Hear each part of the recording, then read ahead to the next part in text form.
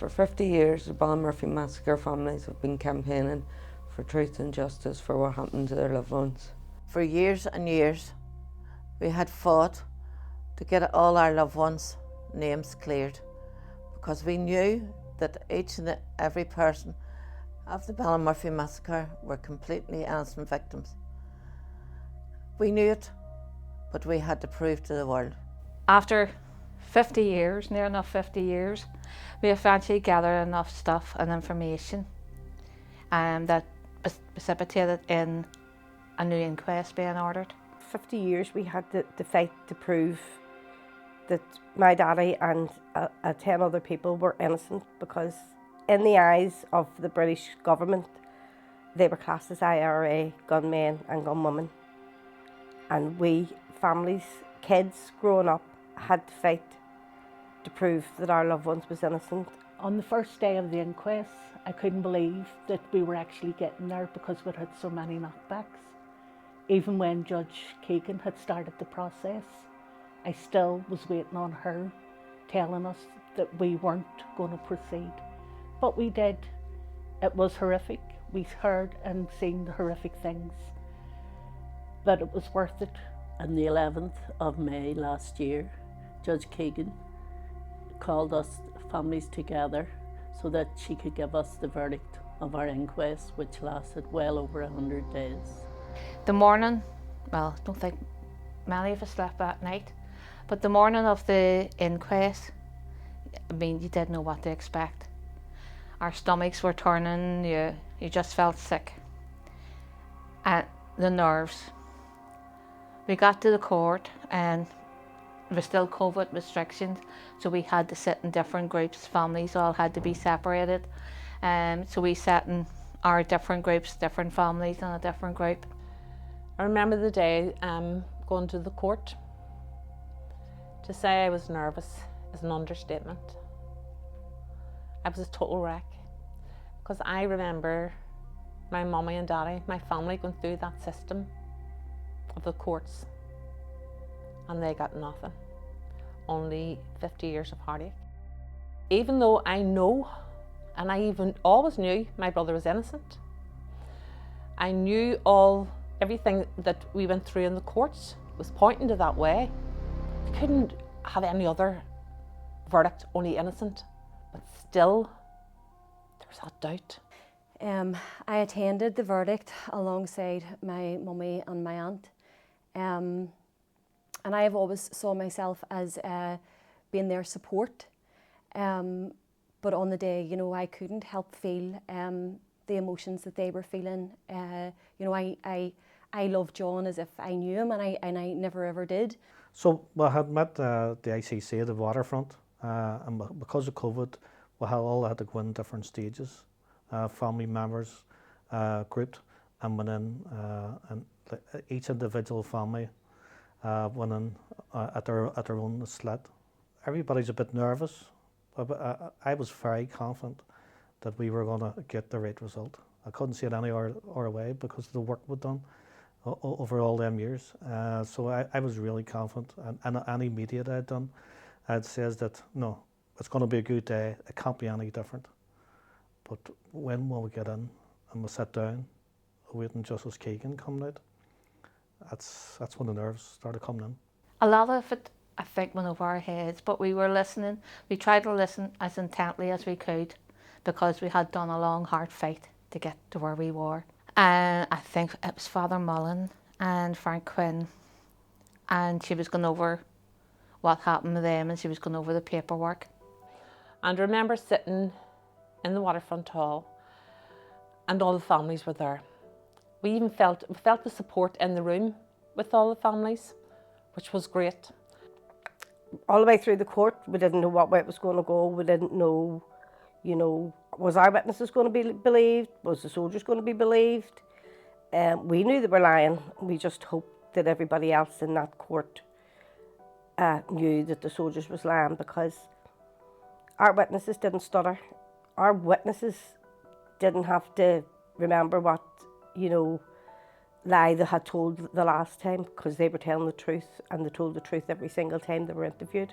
The day of the verdict, for the Ballymurphy families.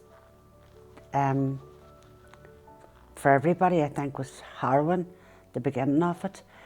You sort of were in like a blankness, and I felt very nervous going into the court and didn't know what to expect. I felt very negative for some reason. And when she started off with the judge, started off with her verdict, with every one that she mentioned, I got more hopeful and thinking, this is all sounding good, like. We were anticipating something but didn't know what was going to happen that day. So we didn't know if it was good news or bad news for all the families. We were very nervous at the start, but we were thinking always on our loved ones. She finally came to the decision, and she says that our loved ones were entirely innocent of any wrongdoing, she said, which meant was to me that they were murdered. And it was a bittersweet day. We were really sort of, you know, I knew myself that I hadn't cried for about so many years since doing this, because I thought that I had to stay hardened up to face anything, so I wouldn't let nobody see that we were sort of like, you know, that we were cowed in any way about it. But that day I broke down at the inquest outcome. It was just incredible. I couldn't believe that after 50 years that this would happen. My thoughts immediately went to my mother and father, who never even seen us start this campaign, and I thought about them all through the day. When I heard the verdict, my brother was on one side, the family was on the other side. Me and him went through the campaign for years. And when I heard about our Frank from totally innocent, my heart just stopped. I didn't know I was going to drop on my knees, only was sitting in the seat. And I turned around to my brother, and that's the first time I've seen him crying from as a kid. Frank Quinn and Farm Mullen were declared innocent and served no threat to anyone. That was fantastic. I could see the families' faces and the joy, the emotions of them getting the verdict that they had campaigned along with ourselves. And then it came to the Mansfield, where my father was shot and 3 other people lost their lives. And so I'm sitting listening quite intensely, listening to what she says. She talked about the British soldiers being triumphalists. She says that they didn't adhere to the yellow card and their killing unjustifiable. It wasn't justified, and the force they used was not necessary.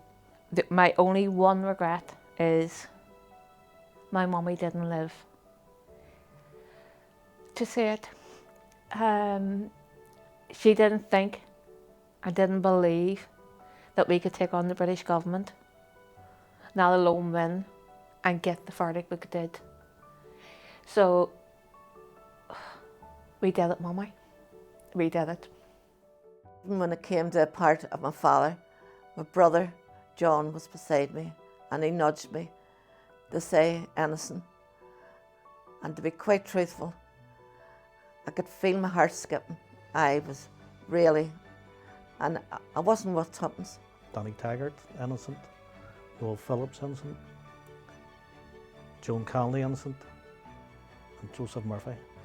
And it was absolutely fantastic. It was really emotional, and we tried to be strong for all the families. I tried to be strong anyway for all our family, and then it continued. But the nerves were just settling in. That's the manse, Springfield Park, and I was just thinking, no, hopefully every single one will go through, and that's what the nerves were for. The nerves were for the other families, right up until the very end.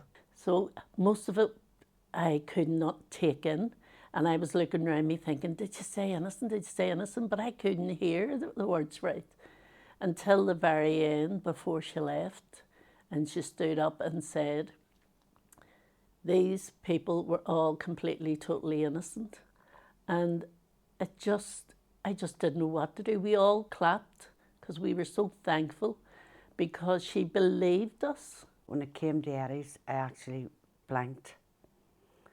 And my daughter was able to tell me that Eddie got an innocent verdict too.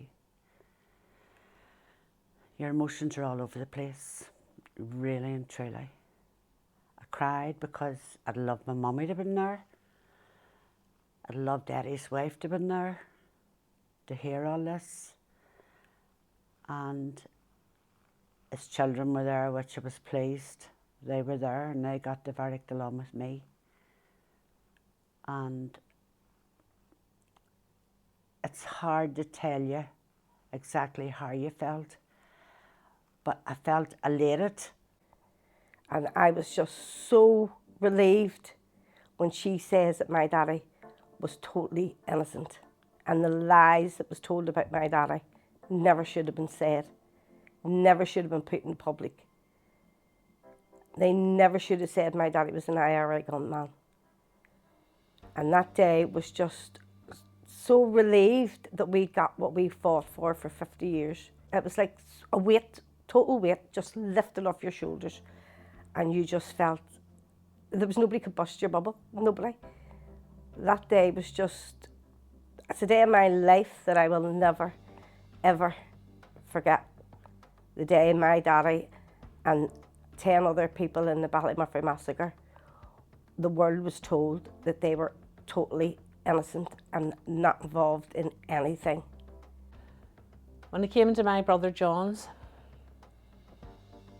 it was like this cloud came over me. I went completely and utterly dead. It was like I was in another world that I actually had when the verdict was declared, I was delighted. But still I had to ask my niece, what happened there? It was totally unreal for me because I was one of the campaigners for 20 years. So this was like, I have fulfilled what my parents set out to do and never were able to finish. When Justice Keegan said there was no justification for lethal force, I and my family felt it was a relief. It was a relief that we don't have to go around telling everybody that he was innocent, because we always knew it. It doesn't take away the pain, it doesn't take away the heartache, and it doesn't take away us still missing him. But it helped in that process of at least we got his name cleared along with the other families. Finally, the judge was saying what we'd fought for 50 years for. All our loved ones were entirely innocent. There was a key factor in my grandfather's case. There was an abject failure of the state to properly investigate the death of an innocent civilian. Not one witness statement was taken, the scene wasn't sealed off, nothing was retrieved. He was an entirely innocent man. Justice Keegan had says deaths were a violation of Article 2. Use of force was disproportionate. And in Justice Keegan's words, all those who were killed and lost their lives in Ballymurphy, just to be clear, they were all entirely innocent. And I think she was off the script to say it, so everybody understood everything that she says beforehand. That was her last line, and that was fantastic. She was clapped out as she walked out of the ICC. But when we left that room, the world's media wanted to interview us, wanted to interview each family member to find out how they felt, hearing the news. And we were so delighted to be able to tell the world's media what we had told them for 50 years, that Judge Keegan had said that our loved ones was all innocent. And just, to be able to actually turn around and say something that we've been saying for years, that we were never allowed to say, that our loved ones was murdered. And that has now been proved by a judge And the world's media wants now to listen to us, where beforehand we had to beg the media to actually do an interview, hear our story. Now they were begging us for us to tell the story of our loved ones and how they were murdered, brutally murdered on the streets of Ballymurphy in 1971.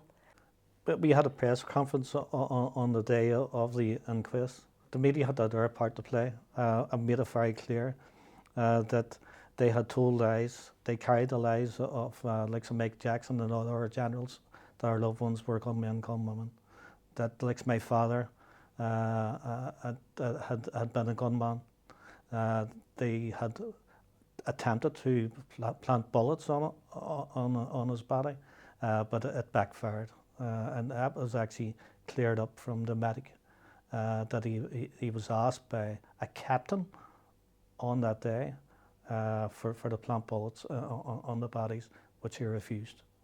Jackson, who was in charge of that army that morning, gave an interview to the papers that my daddy and John Lavery was two IRA gunmen.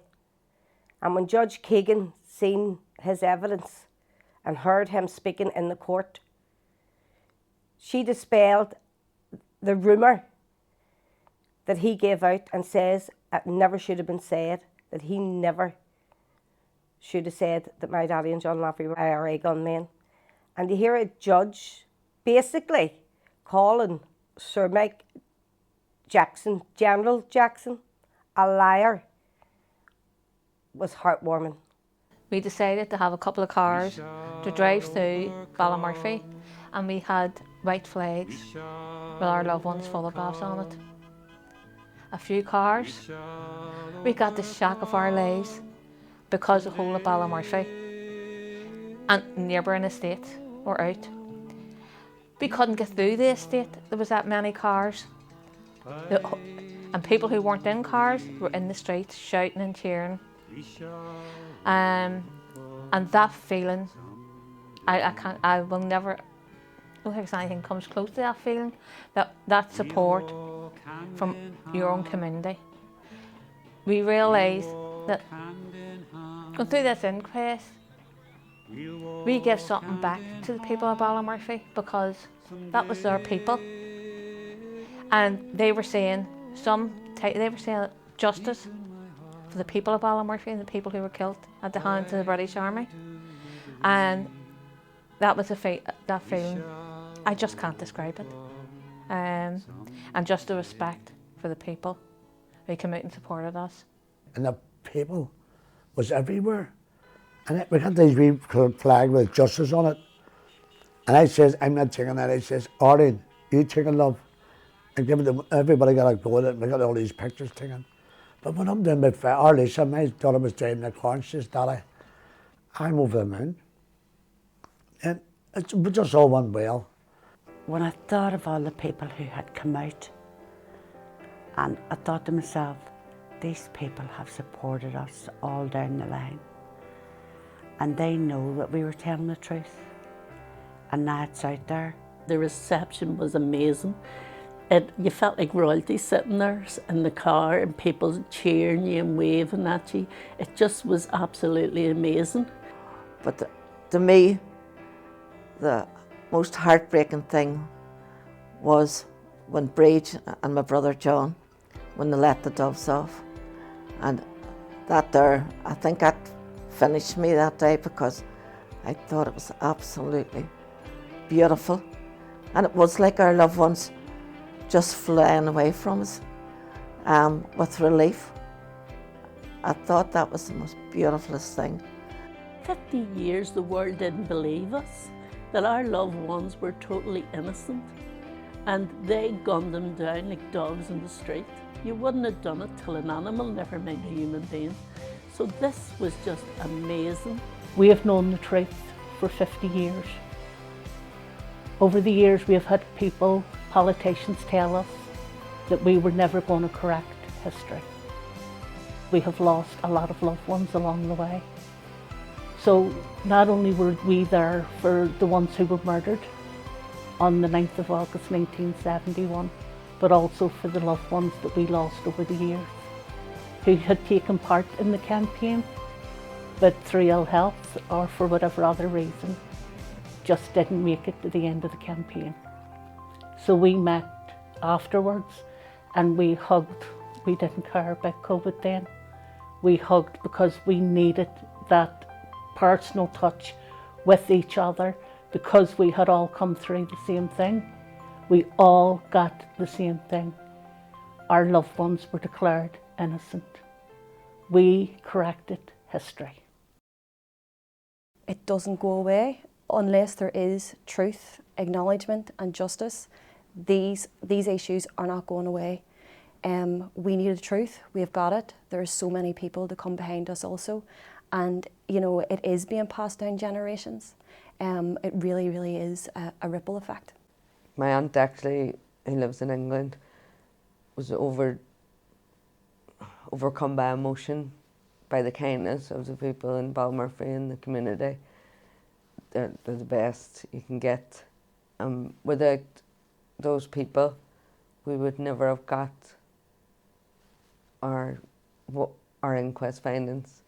They were the ones out helping us campaign. They were the ones supporting us. They were the ones giving us strength. And I'd like to publicly thank them for everything they did. All of a sudden, the family members just come in the garden. So you had all the flags, all the posters, everything. You had the music in the background. It was absolutely fantastic. And you had the people of Ballymurphy, and the people of the greater Ballymurphy, where you had Turf Lodge, New Barnsley, the whole that White Rock. They were all there, and that was important to us, very important. And that was a fantastic day, absolutely fantastic. And I think we get the message out, and we thanked those who were on the journey, all those who were on the journey. I think we thanked them that day. We would like to thank all the Ballymurphy people and the best people out. Thank you very much for showing us your support tonight. And we continue to be grateful for all that they've done. I want to thank everybody, and I mean everybody, from those who at the very start had come forward and give eyewitness statements, the legal team, the survivors, the families, the extended family members, the media, people who are making interviews like us here and putting our message out there. I want to thank them all, because without them it wouldn't be as high profile or as good as a campaign.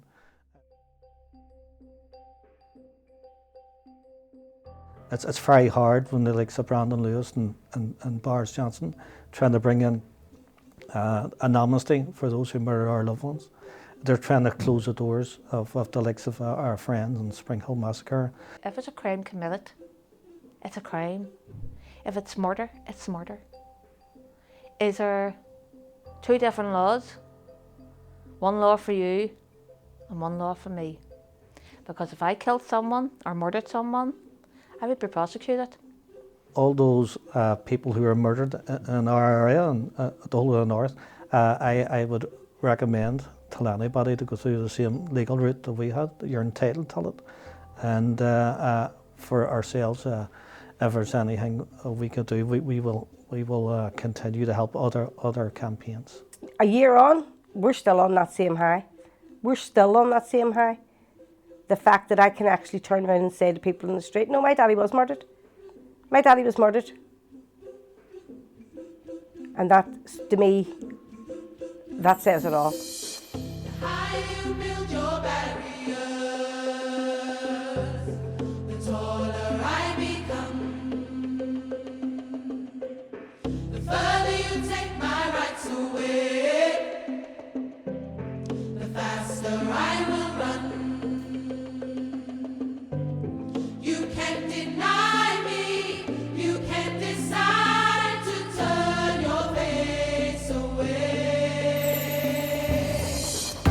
Something inside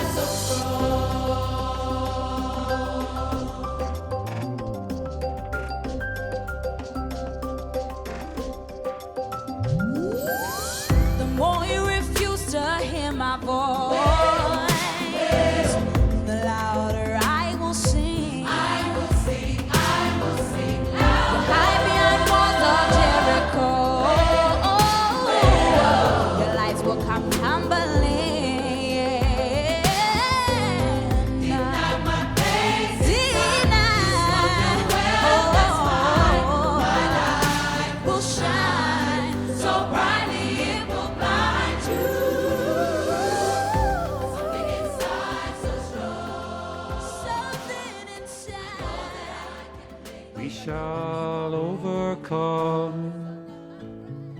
We shall overcome. We shall overcome someday. Oh, deep in my heart, I do believe we shall overcome someday. We'll walk hand in hand. We'll walk hand in hand. We'll walk hand in hand someday. Oh, deep in my heart, I do believe we shall overcome some